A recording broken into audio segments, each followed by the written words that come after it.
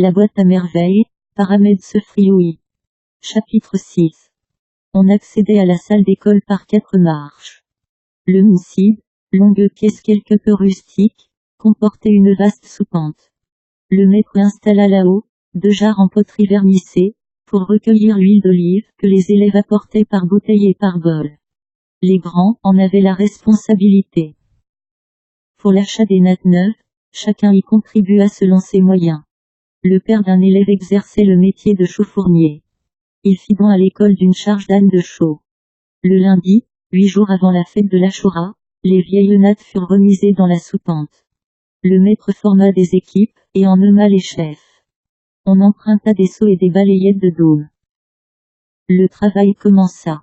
Dans un vacarme d'injures, d'exclamations, de pleurs et d'éclats de rire, quelques-uns s'emparèrent des têtes de l'eau, hautement perchés sur des roseaux, s'escrimèrent longtemps afin de nettoyer le plafond et les murs de leur toile d'araignée.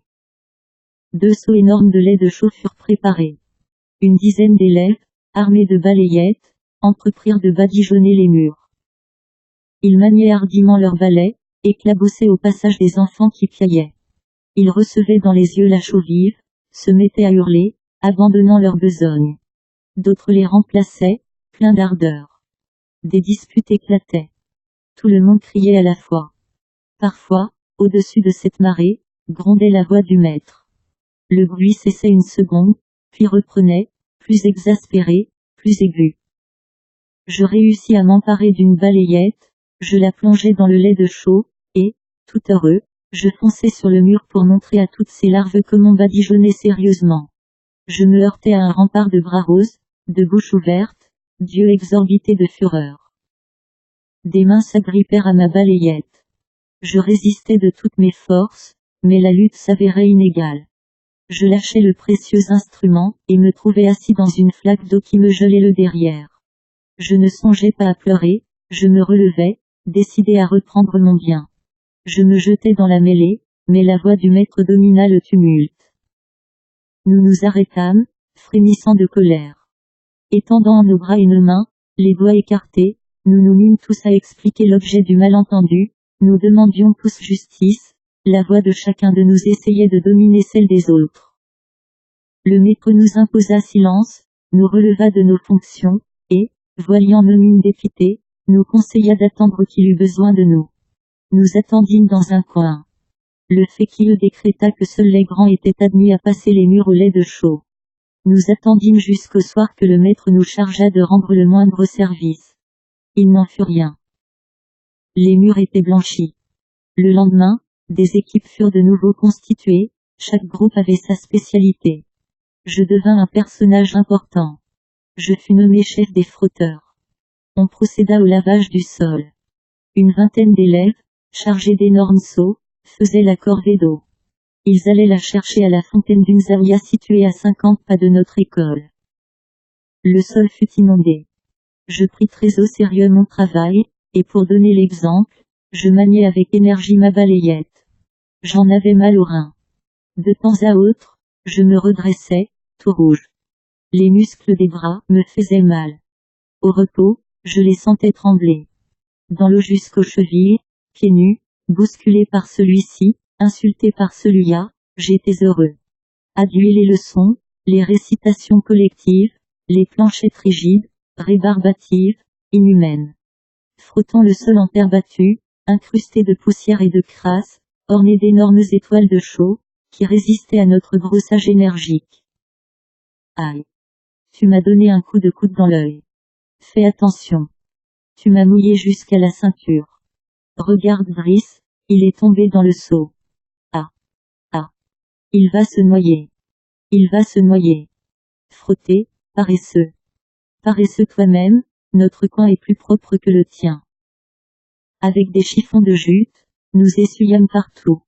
Le soir, je revins à la maison, mort de fatigue, mais très fier de ma journée. Devant mes parents, je me vantais de mes multiples exploits. Je réussis à les convaincre, que sans moi, aucun résultat sérieux n'aurait été obtenu. Mon père me félicita.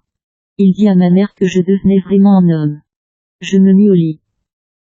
Pendant mon sommeil, il m'arriva de me mettre sur mon séant, de hurler des ordres, de distribuer des injures. Ma mère me recouchait avec des gestes tendres, des phrases affectueuses. Le matin, je me préparais pour partir à l'école. Ma mère m'en empêcha. Elle m'expliqua qu'elle avait besoin de moi pour l'accompagner à la Kissaria, le marché des tissus. Il était temps de songer à mes habits de fête. J'applaudis avec enthousiasme. Est-ce que j'aurai une chemise neuve? Tu auras une chemise neuve. Est-ce que je porterai un gilet avec des soutaches? Tu porteras un gilet avec des soutaches. Est-ce que je mettrai ma djellaba blanche, que tu as rangée dans le coffre? Tu porteras ta djellaba blanche, des babouches neuves, que te fabrique Moulaye Larbi, le mari de l'Alécha, et une belle sacoche brodée. Je me dressais de toute ma taille, je bombais le torse, j'esquissais même quelques pas d'une danse barbare. Je ne me livrais à de telles excentricités que dans des circonstances exceptionnelles. J'allais même pousser une ou deux ululements quand ma mère me rappela à plus de dignité. Fatma Bsioui riait à gorge déployée. Son rire ne me choquait pas. Ce matin, je me sentais capable de bonté, d'indulgence, j'étais d'une générosité sans borne. Je pardonnais à Zineb dans mon fort intérieur toutes les misères qu'elle m'avait fait subir, je pardonnais à son chat qui était revenu après s'être débarrassé de son collier aimable le chêne d'or, je pardonnais au mardi d'être des jours trop longs, à la baguette de cognacier de mordre si souvent la chair fragile de mes oreilles, je pardonnais. Au jour de lessive d'être particulièrement froid et triste, je pardonnais tout au monde, ou du moins à ce que je connaissais du monde. Je laissais ma mère vaquer à ses multiples besognes avant de se préparer pour sortir. Et je montais sur la terrasse où personne ne pouvait me voir éparpillé aux quatre vents l'excès de joie dont je me sentais débordé. Je courais, je chantais, je battais violemment les murs avec une baguette trouvée là par le plus heureux des hasards. La baguette devenait un sabre. Je la maniais avec adresse. Je pourfendais des ennemis invisibles, je coupais la tête aux pachas, aux prévôts des marchands et à leurs sbires. La baguette devenait cheval, et je paradais, tortillant du derrière, lançant des ruades. J'étais le cavalier courageux, vêtu d'une djellaba immaculée et d'un gilet à soutache. Ma sacoche brodée me tirait l'épaule, tant ma provision de cartouches pesait lourd. Je lâchais ma baguette, je dégringolais l'escalier pour répondre à l'appel de ma mère. Quand je l'avais entendue, elle me traitait déjà de juif, de chien galeux, et de bien d'autres noms peu flatteurs. Cela ne devait pas être son premier appel. Elle avait dû comme toujours m'appâter par des mots gentils, des phrases du genre « Est-ce que mon shérif a assez joué? Mon shérif ne veut-il pas répondre à sa maman? Descends vite mon shérif. Qu'attends-tu pour descendre? Tête de mule. Tu ne m'entends pas, anaphase de goudron? Que t'arrive-t-il? Chien galeux. Attends que je monte te chercher, juif sans dignité. » Dans la fièvre du jeu, l'ivresse de la cavalcade, je n'avais pas entendu toute cette oraison. Seuls les termes insultants de juif et de chien galeux m'avaient brutalement jeté dans le monde du réel. Je rejoignis ma mère, l'oreille basse, le cou levé en bouclier pour parer à toute tentative de violence. Ma mère, tout en me reprochant avec véhémence ma conduite, se contenta de me prendre par les épaules et de me secouer. Elle était prête pour sortir. Drapée dans son haïk blanc, des babouches noires aux pieds, elle se hâta de se voiler le visage étroitement de cotonnade blanche, et nous partîmes. Rahama l'appela de se renseigner sur les prix actuels des tissus, notamment sur le prix de cette mousseline appelée persil, et de ce satin à la mode qui portait le joli nom de bouquet du sultan. Nous avions déjà parcouru un certain trajet, nous arrivions presque au tournant de la ruelle, quand Lala Kfenezala Chouafa nous rappela. Ma mère répugnait à refaire le même chemin. Elle lui demanda de loin ce qu'elle voulait. De la maison, la principale locataire manifesta son intention de renouveler le stock de ses robes de confrérie. Il lui fallait un nombre important de coudées de satinette noire pour calmer l'humeur du grand génie bienfaisant le roi Belle-la-Mère. Depuis quelque temps, elle sentait aussi un mal sournois, dû à l'action de l'Alamira. Pour faire cesser le mal, une robe d'un jaune de flamme s'avérait nécessaire. Il y avait bien Sidi Moussa à satisfaire, sa couleur était le bleu roi, mais la robe de l'année dernière pouvait encore servir. Donne l'argent à mon fils. Ma mère me poussa dans la direction de la maison. Je pourrais en effet éviter toutes ces courses. La Chouafa me donna l'argent. Elle ne voulait plus acheter que la satinette noire. Enfin, nous nous trouvâmes bientôt dans la rue. Près de Sidi Ami Tijani, cette mosquée aux portes richement décorées, une femme se précipita sur ma mère. Elle débordait de joie, remerciait Dieu de nous avoir mis sur son chemin. Elle se pencha sur moi et colla son voile rêche sur ma joue pour m'embrasser.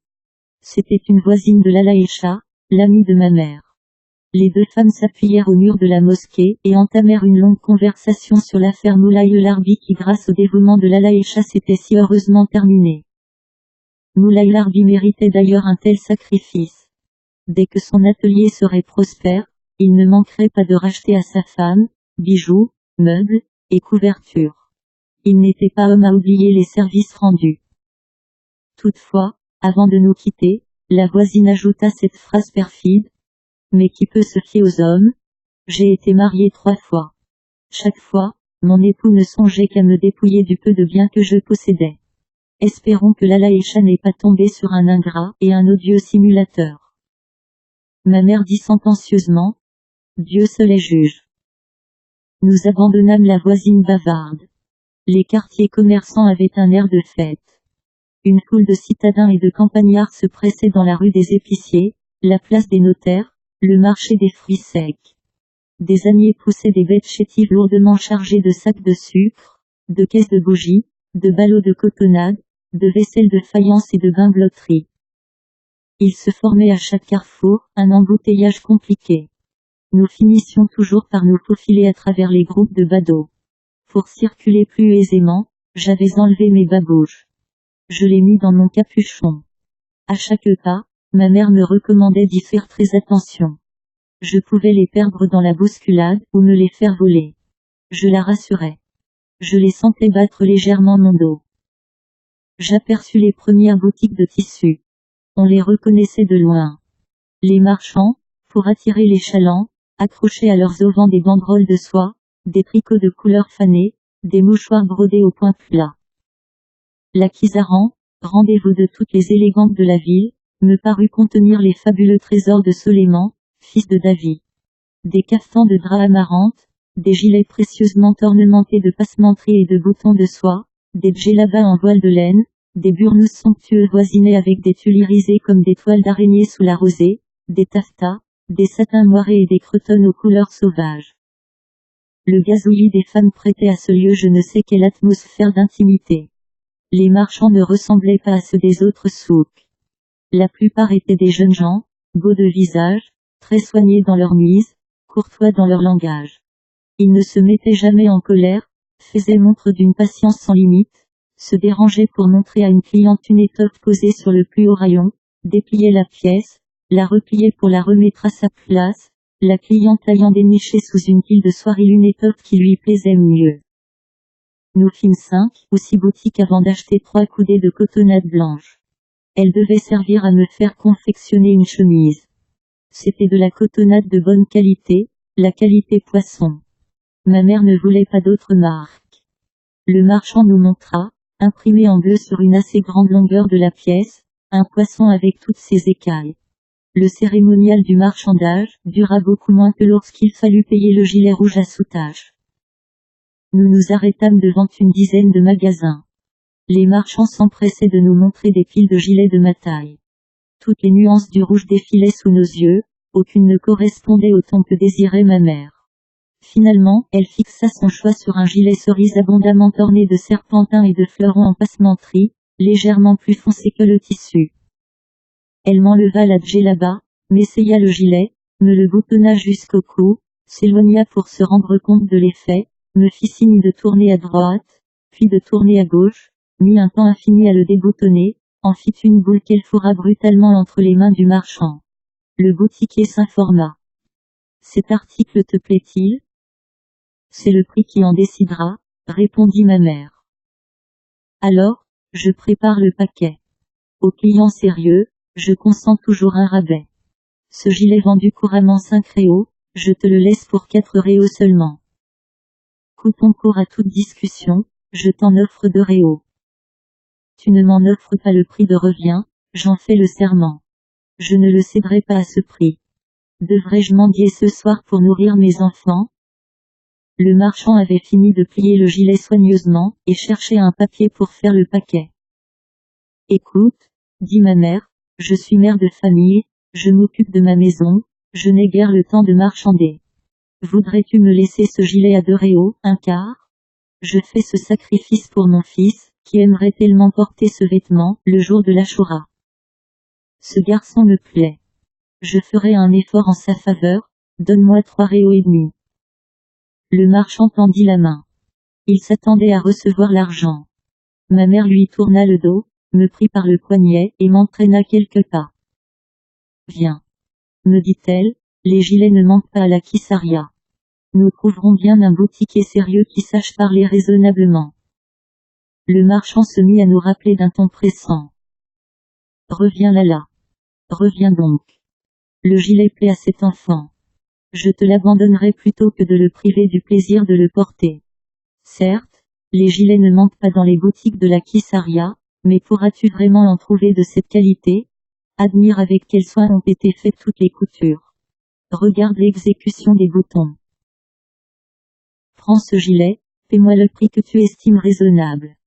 Tu me parais être une shérifa pleine de baraka, je te demanderai de ne pas m'oublier dans tes prières afin que le prophète intercède en ma faveur le jour du jugement. Ma mère perdait la tête quand d'aventure quelqu'un la traitait de shérifa. Elle fouilla dans ses poches, sortit un chiffon noué plusieurs fois, s'acharna un bon moment à le dénouer. Elle tira 2 réaux et demi qu'elle allongea au marchand sans rien dire. Elle ne prit pas le temps d'écouter le boutiquier réclamer un supplément. Elle se saisit du paquet et m'entraîna. Nous flânâmes encore un moment dans le souk. Ma mère se documenta sur le prix des tissus, les tendances de la mode, la signification de tel ou tel dessin. Nous quittâmes cette atmosphère de faste pour nous trouver dans le quartier des épices. Nous étions près de la Médersa à Tarine, cette belle maison où logent les étudiants, quand je rappelai à ma mère la satinette de Lala Kfeneza la Chouafa. Ma mère me félicita d'avoir une si bonne mémoire. Elle rebroussa chemin. Le long de la rue, elle maudissait toutes les chouafas de la terre, ces femmes calamiteuses, qui ne manquaient aucune occasion de vous empoisonner la vie. Elle se demandait ce qu'elle avait bien pu faire de l'argent de cette maudite sorcière de Kfeneza qui pouvait si elle le voulait faire ses commissions elle-même. Elle se mit à l'angle d'une boutique, entreprit de minutieuses recherches, s'énerva, s'agita, lança de nouvelles imprécations contre les chouafas et leurs acolytes, finit par retrouver l'argent au fond d'une poche de son cafetan. Nous ne tardâmes pas à trouver un marchand de satinettes. Sans discuter le prix, ma mère demanda un certain nombre de coudées. Elle le paya, et nous partîmes enfin. La bonne humeur de ma mère avait disparu. Elle ne cessa pas de me gourmander sans raison jusqu'à l'arrivée chez nous. Elle remit à Lala Kfeneza sa satinette noire, lui rendit sa monnaie, et monta l'escalier, gémissant et soupirant à chaque marche. Rahama sortit sur le palier. Elle nous invita dans sa chambre. Elle demanda à ma mère de lui montrer ses acquisitions. La chambre de Rahama était de même dimension que la nôtre. Une cloison de bois patiné par l'âge la coupait aux 3/4. Derrière cette cloison, Rahama entassait ses provisions d'hiver. Elle consistait surtout en pain de sel d'un rose taché de gris et en grappes d'oignons. La pièce meublée pauvrement de matelas bosselés et d'une natte de jonc, comportait comme seul luxe une longue étagère peinturlurée. Cette étagère supportait une dizaine de bols de faïence à fleurs, 2 assiettes, décorées de coques superbes, et une demi-douzaine de verres en forme de gobelets. Zineb jouait dans un coin avec son chat. Elle lui présentait une minuscule glace. L'animal voyait un œil rond qui le regardait fixement. Inquiet, il allongeait la patte, mais ses griffes grattaient la surface lisse du verre. Il recommença son manège 2 ou 3 fois, regarda derrière le miroir, le mystère demeurait entier. Il flaira quelque supercherie, se fâcha, cracha des grossièretés dans son langage, partit en flèche, la queue hérissée. Zineb riait aux éclats. Depuis longtemps, je désirais une petite glace ronde, comme la sienne. Je n'osais pas demander à maman de m'en acheter une. Elle se serait imaginé que je la désirais pour me regarder, et n'aurait pas manqué de me traiter de garçon efféminé. Rahama faisait des compliments à ma mère sur ses achats, et admirait mon gilet. Il faisait sombre dans cette chambre. Le rouge du gilet prenait des tons de velours cramoisi. Une belle couleur profonde, discrète et royale à la fois, qui m'enivrait. Je me sentais gonflé d'un noble orgueil. Ce vêtement était le mien. Le jour de l'Achoura, j'allais éblouir nos amis et connaissances. Les élèves du Msid me parleraient avec déférence. Au prince de légende, petit et grand s'adresse avec respect. Ne serais-je pas un prince de légende avec ce gilet somptueux, ma future chemise de qualité poisson et la paire de babouches que me promettait Moulay Larbi, le meilleur babouchier de toute la ville. Ma mère chuchotait, penchée sur notre voisine à lui frôler la joue. Cela ne me regardait pas. Ce que chuchotent mystérieusement les femmes dans une pièce sombre ne peut intéresser les petits garçons qui rêvent de devenir princes de légende vêtus de drap cramoisi. Zineb me fit une horrible grimace, je lui en fis une encore plus épouvantable. Elle se mit à hurler, à ameuter tout le quartier. Maman. Maman. Sidi Mohamed me fait des grimaces. J'essayais de me défendre. C'est elle qui a commencé. C'est elle.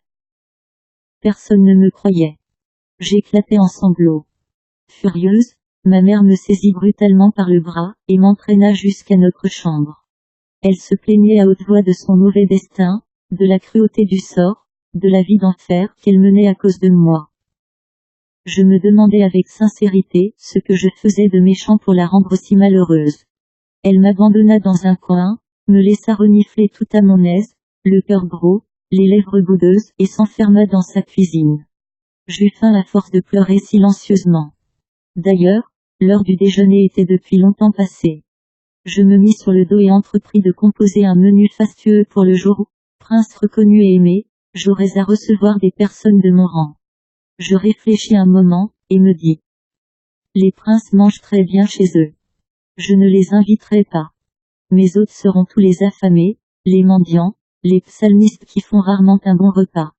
Je leur distribuerai de beaux vêtements, des gilets rouges richement ornementés, des djellabas d'une blancheur de lait, des babouches safran, dont le cuir crisse à chaque pas. Je n'oublierai pas de leur offrir des turbans de mousseline. Moi, je serai habillé de blanc. Sur la tête, je mettrai le bonnet conique d'un rouge amarante, apanage des gens de cour et des derviches. Des esclaves noirs nous serviront dans des plats de porcelaine des. Voudrais-tu te mettre sur ton séant pour manger? Je me redressai. Ma mère avait disposé la table ronde, basse sur pattes.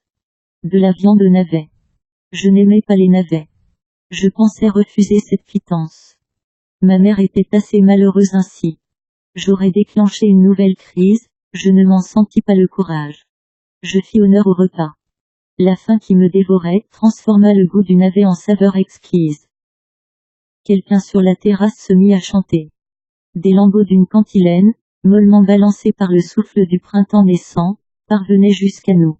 Ma mère s'arrêta de mastiquer, tendit l'oreille. La voix s'éloigna. Un instant après, elle éclata en jets de lumière, chaude, enivrante et nostalgique comme une bouffée d'incense. Ma mère alla se pencher à la fenêtre. Elle appela, Fatma Bsouia. Sais-tu qui chante ainsi? Lala Khadija, la femme de l'oncle Othman. Je ne comprends pas qu'elle manifeste tant de gaieté alors qu'elle a épousé un vieillard qui pourrait être son père. Elle n'est pas malheureuse. L'oncle Othman fait ses 4 volontés. Il la traite comme sa fille. Et elle? Comment le traite-t-elle? Nos voisines partirent d'un grand rire. Moi, je sais comment elle le traite. La vieille Mbarka, l'ancienne esclave de l'oncle Othman, m'a raconté une histoire fort amusante. Elle est trop longue pour que je vous la répète, répartit Rahama. Raconte-la, raconte-la, demandèrent toutes les femmes d'une seule voix. Rahama se fit prier un moment. Puis elle commença. Vous connaissez l'oncle Othman, un homme qui a vu des temps meilleurs. Ses parents lui laissèrent à leur mort une grosse fortune. Il eut une jeunesse dissipée et mangea capital et bénéfices. Il ne lui resta que la petite maison qui s'appuie à la nôtre. Fidèle, Mbarka partagea la bonne et la mauvaise fortune. Si Othman s'était marié plusieurs fois, mais aucune de ses épouses successives n'avait su en faire vraiment la conquête. Lala Khadija seule réussit à le dominer, à le faire manger dans le creux de sa main comme un agneau. Il est vrai que Khadija, si elle n'a pas de fortune, possède au moins la jeunesse et le charme. Patientez, j'en arrive à mon histoire. J'allais me pencher à la fenêtre aux côtés de ma mère. Toutes les femmes avaient abandonné leur besogne et s'accoudaient aux grilles et balustrades de leur balcon. L'Alaqueneza sortit un vieux tapis de prière, s'installa pour écouter dans le patio. Rahama, dont on ne voyait que le buste, reprit le fil de son histoire. Nous étions tous pressés de connaître la suite. Si Othman sortit vendredi dernier de bonne heure pour faire son marché. Il balançait gaiement son cabas, saluait les uns, la main sur le cœur, faisait de larges sourires aux autres. Car il connaît tous les gens du quartier. Il arriva à Jotilla. Un seul marchand de viande était ouvert. Inutile de vous dire qu'il y avait foule autour de sa boutique. C'était Salem, le nègre. Il brandissait tantôt une hache impressionnante, tantôt un coutelas phénoménal. Il découpait de gros quartiers de moutons qui disparaissaient dans les couffins et les cabas des clients. Il y avait foule. Je vous dis. Les gens s'écrasaient les pieds avec bonheur, échangeaient courtoisement des gourades et des mots venimeux. Si Othman, pour attirer l'attention de Salem le nègre, agita les deux bras, étala sur son visage un large sourire, hurla un ensemble de mots qui pouvaient signifier « avale ton coutelas » ou bien « tu mérites la bastonnade » ou, plus simplement, « donne-moi un gigot ». Le nègre, furieux, le menaça de loin de sa hache, et continua son travail. Tout le monde riait aux larmes. Rahama savait si bien raconter. Elle reprit, heureuse de son succès. Si Othman recommença son jeu un moment après. Salem montra les dents, leva haut sa hache, hésita entre le désir de l'envoyer à la tête de ce client désagréable et le devoir de continuer à servir son monde. Le devoir l'emporta, au grand soulagement de si Othman. Un chien, comme il y en a toujours aux abords des boucheries, vint flairer les talons de si Othman. Ce dernier, impatienté, lui envoya un grand coup de pied. Sa babouche sauta. Le chien s'en empara, la saisit entre ses crocs, et se sauva. Si Othman le suivit, clopin-clopant. Nous étions de nouveau pris de fou rire, et Rahama dut s'arrêter un instant avant de poursuivre. Il réussit à récupérer sa babouche dans les environs du pont de Bin Lemdon. De retour à Jotilla, il constata qu'il n'y avait plus personne devant la boucherie. Le nègre somnolait, la chéchia sur l'oreille, le chasse-mouche entre les doigts. Au crochet de la boutique, pendaient de gros morceaux de mou pour les chats. Il s'aperçut aussi que tous les marchands de légumes dormaient au milieu de cageots vides, ou derrière leurs étalages où jaunissaient 3 bottes de radis. Si Othman n'osait pas rentrer bredouille. Dieu seul sait comment Lala Khadija l'aurait reçu. Dans un fondouk, il découvrit un bien curieux spectacle. Des gens s'écrasaient les pieds consciencieusement. Des aloses naissaient de ce remous, surnageaient un moment au-dessus des têtes, et disparaissaient. Si Othman, plein de bonne volonté, attendit longtemps, espérant un miracle. Comme le miracle tardait, les démangeaisons de son nez devinrent intolérables. Il quitta le marché pour se rendre chez le marchand de tabac le plus proche. Il espérait s'envoyer une bonne prise dans les narines. Peut-être s'était-il un peu attardé chez le marchand de tabac. À son retour, plus de poissons et plus d'acheteurs. Les femmes hurlaient de joie. Moi, je trépignais d'enthousiasme. Je réclamais la suite. Continue. Continue. Disait ma mère. Rahama continua. Si Othman se mit en colère, des personnes l'entendirent vociférer des injures. Il brandissait les poings, et disait, le maudit vieillard. Avais-je besoin d'écouter le récit de son mariage, à ce cocu? Pourquoi m'a-t-il raconté la mort de sa sœur? Et qu'ai-je à faire avec les fiançailles de sa fille? Pour finir, si Othman rebroussa chemin. Chez le marchand de menthe du petit carrefour de la rue Saga, il tomba en arrêt devant une magnifique rose. Il pensa que s'il l'offrait à Lala Khadija, elle lui pardonnerait de ne rien rapporter de comestible.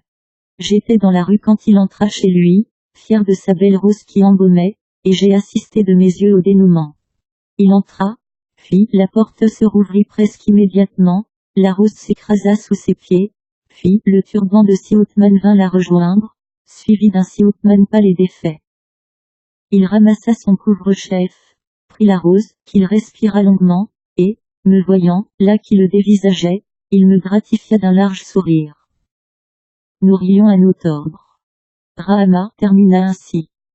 La rose, Le turban et l'attitude de si Othman m'intriguèrent, et j'ai demandé à Mbarka ce qui était arrivé. J'ai appris comment Lala Khadija traitait son vieux mari. Tout le monde fit des compliments à Rahama sur sa façon de peindre les événements les plus insignifiants. Ses propos avaient du sel. Le récit de Rahama m'obséda toute la soirée. La nuit, j'y rêvais encore.